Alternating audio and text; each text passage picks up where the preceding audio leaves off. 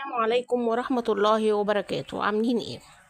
الفنانة ملك أحمد زاهر أعلنت من فترة عن تعرضها لوعكة صحية مفاجئة اتنقلت بعدها لأحد المستشفيات عشان تتلقى الرعاية الطبية اللازمة.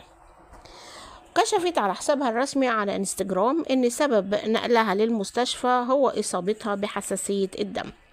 ربنا يعافينا جميعا.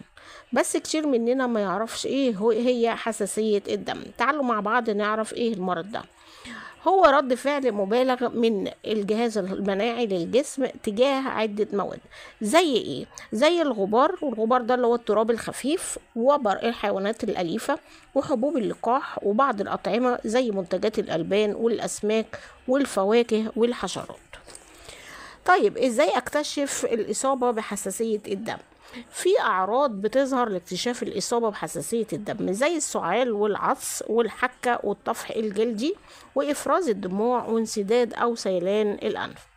كمان تورم الوجه أو الشفاه أو اللسان أو الحلق، صعوبة التنفس أو البلع وصفير في الصدر والقيء والإسهال وانخفاض ضغط الدم. طيب ايه أسباب الإصابة بالمرض دوت؟ بيكون في تاريخ وراثي في العائلة مصاب بالمرض دوت. كمان الإصابة بالربو والإصابة بالإكزيما. طيب بعد ما عرفنا ايه الأسباب، وربنا يا رب يعافينا ويعافيكم جميعا، ايه هي طرق العلاج اللي باخدها او بتبعها عشان اقي نفسي من الإصابة بيه؟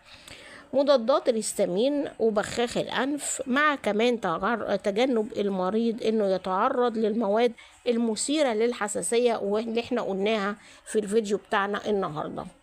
عافانا الله وعافاكم، واتمنى للجميع إنه يتمتع بصحة جيدة. والسلام عليكم ورحمة الله وبركاته.